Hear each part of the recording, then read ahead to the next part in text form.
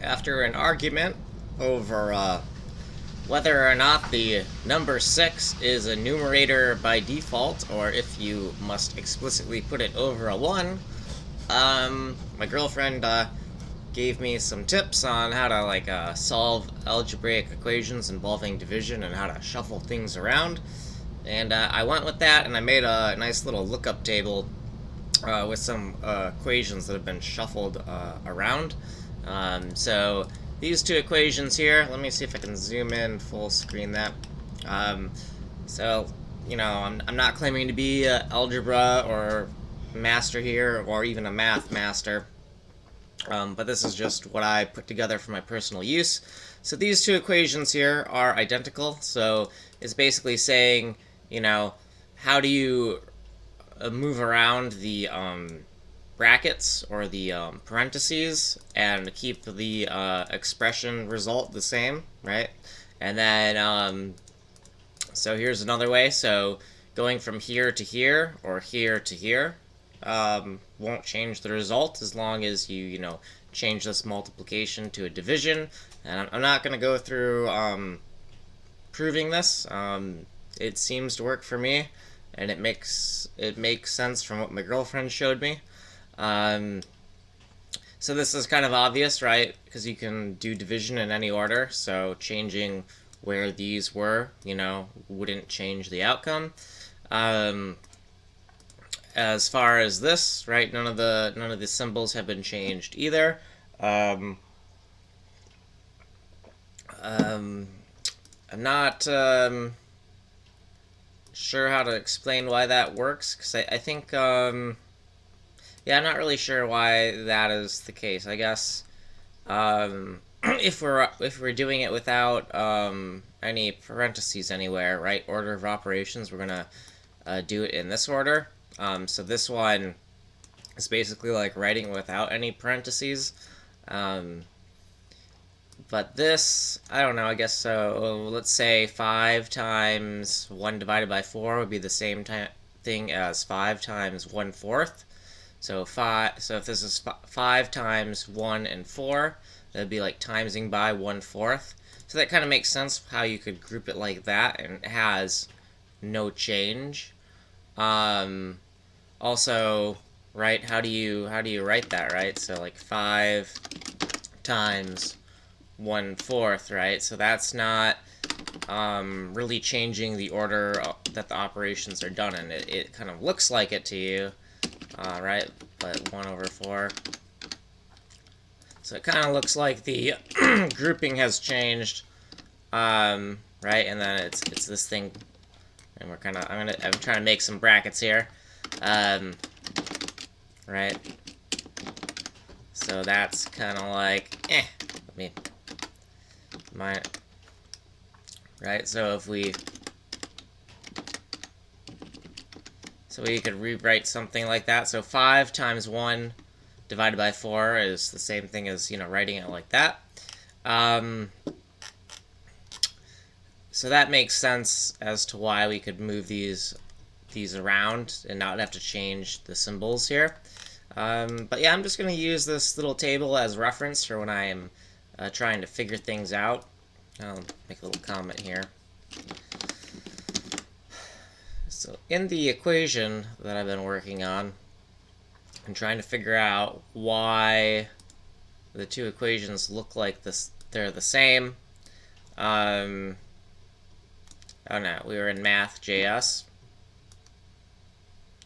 So here's the two equations. So the tx equation and the ty equation, I'm kind of assuming that they were actually the same thing, because I used substitution to expand the tx formula I wrote up here, and so I took this variable, right, and replaced it with what it actually equals, just so I could expand the formula until, because I thought I was going to get the sx sy formula for source x, source y, because the formula for this should be the formula for this. And then I was kind of like looking at, let's see if we can get this all on screen here. But yeah, looking at it, I'm like, this looks vaguely like the same formula. And I'm like, oh, well, the only difference is where these brackets are. So I put square brackets to help me kind of see what the difference was, because, you know, I put parentheses all over the place and then, you know, lining everything up. And, you know, we realize that the only difference is where those square brackets are, and as the square brackets are shuffled around, it has changed what these symbols are here, right? We got division and multiplication, and here we have multiplication and division. So what we have is we have a division that's grouped, and then we're multiplying. So if we look at our little chart where we made a lookup table, so we're looking for some grouped division. So right here, grouped division, and then multiplication, right? And going back to here, okay, so we have the grouped division, and then we're multiplying. Which means, if we look at here, if we want to shuffle around where these brackets are, we're going to move them over to the right, and we're going to change everything to division. So if we go back here, and we look at the equation up on the top, these equations, we've taken these brackets on the left, we've shifted them over to the right, so where the square brackets are, and then we've changed everything to division. So that table, that little truth table I made, that truth table, and, you know, testing it out, algebraically, this seems like, you know, you're allowed to do it, and you're going to get the same results. So I'm not going to shuffle around these equations. Just by doing that, I've kind of figured out that these equations are equivalent, well, almost equivalent, because the SX, SY has an off by 1 error, right? So the right here, there's a +1, and then right here, these guys have a +1 as well. So what I would like to do is I'm going to take the equation as I've, like, rewritten it, and I'm going to, I got to change where these, I got to get rid of these square brackets if I put it back in the source code. Oh, actually, this is totally invalid because I didn't comment that out. But anyways, let's go back to the source code where the original formula is. And I'm going to comment this out somehow. How am I going to... And then I'm going to paste the new formula that's kind of been expanded. Now I'm just taking up way too much room. I'm going to try to... I don't like wasting space, so I'm going to try to rearrange this a little bit. It's just not happening, is it? So these places I made spaces for a +1, so let's put those +1s in. And +1. And let's, can we, so before I do that, can I really padded this stuff out a lot. Whatever. Okay, so I'm gonna just, or am I? Okay, you know what, I'm gonna take the, I'm gonna take the TX, TY formula as well, and put it in here.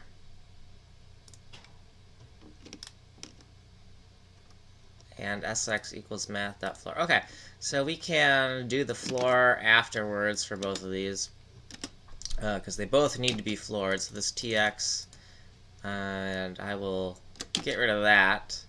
And the idea is that I want to write them both so they're kind of like nicely lined up so I can see the similarities between both of them. But I'm going to comment this one out for now. And I guess maybe I'll worry about going over my column limit later. Because right now I just want to see the results of this, right? Because I've shifted things around, and I'm pretty sure everything's going to work. Well, it's the same formula, right? I just kind of changed the spacing and realized that it was off by 1. And what I'm going to look for is there's a slight artifact. I'm going to save this. And this is, yeah. There is a slight, I don't know if you can see it, but there's a slight artifact up here in the top right. It's like a little blue pixel. I'm guessing that, you know, since I've solved this equation another time and found out that it needed that +1 because I was off by 1, that if I refresh here, or I'll just fuck everything up. So let's see, I'm in Firefox now. I'm not as used to the console, but let's see if we can we dock this to the right? Dock to bottom, dock to right. Okay, so we're docking that to the right. And console, what did we do? Undeclared variable SX, really? Oh, okay, yeah. So, as I'm trying to... I don't need that. As I'm trying to rearrange this, I kind of forgot my declaration. Right, because I'm trying to shorten those lines. So I'm going to say var SX, and make a little note that this is that SX equals source X. Source X. And then var SY is source Y. Okay, so just making a note there. I just needed those variables declared before we could continue. So going back here and refreshing. Okay, so now that is character encoding. So the debugger is now complaining about my dock type. I think that's what that is. I'm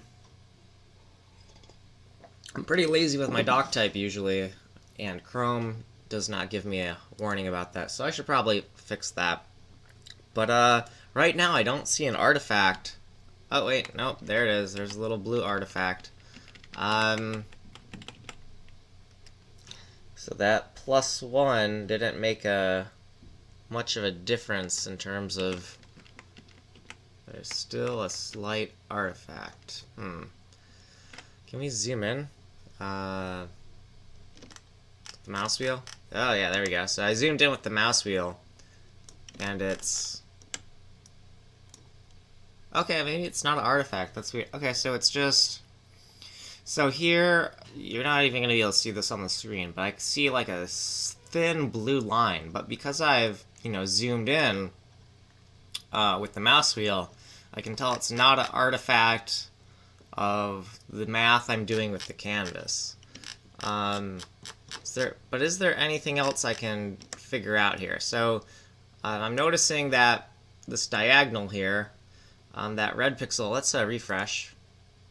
And if I go over to the right one, okay, over to the right one, I notice this diagonal, the red is right below the corner. And then where is the red here? Okay, so the red is to the right one. And, okay, so it's down one and over to the right one. So I'm just keeping track of the exact position of this red where it starts. Because I did add a slight tweak to the formula, so I'm expecting to see some type of change, and I'm not seeing that. And I thought the change would be getting rid of an artifact, but that's not the case at all. So in our formula here with the SX and SY, we're going to take the +1s. Actually, I'll just change it to +0 for now, which obviously looks kind of odd, but it's just kind of reserving that spot in the formula so I can put the 1 back there later. I'm going to refresh, and I know to get to the red, it's going to be down 1 pixel and to the right 1 pixel. So let me just remember that, and we're going to hit the right arrow. Okay. So, look at that. Down 2 pixels and down 2 pixels. So this is no longer quite aligned, right? Because the way I drew these graphics, I'm pretty sure this line should be exactly centered, so we can like zoom out for a second and take a look here. Yeah, I mean, with all the way I did the math, but then again, this doesn't look quite centered. Well, let's zoom in here. Let's go over.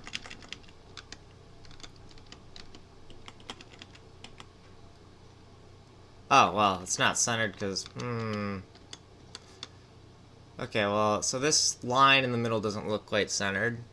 It looks like it's slightly off. Like if I zoom in here with the mouse wheel, I see this looks a little bit off. Yeah, that looks a little misaligned. Let's put those plus ones back in that I assume are the correct equation. Off by 1 errors, man. They always get you. Like you get. Okay, so let's zoom out here, and then we're gonna zoom out in our actual control. So now I'm gonna press the minus button on my canvas, and now that does look more aligned. So this division right in the center, that looks more properly aligned. Yeah, that does. Yeah. Or maybe it's just confirmation bias, because I mean it's just ever so slight. But we did also see, if we refresh, we did also see this, which was this is obviously better aligned than the version with the plus zeros. So I'd say we have fixed a bug in our math. Obviously, it's one of those bugs where it'd be very hard to find because it's like everything's correct, except for like 1 pixel. So imagine your canvas is like you have like a 4K image, and the only thing wrong with it is like 1 thin strip of pixels, on the corner of the image. Like figuring that out, that's wrong, is going to be very difficult. And you might not be that picky, you might not even care, but I care. Especially because I'm going to be doing some stuff where I'm going to kind of use this tile map viewport.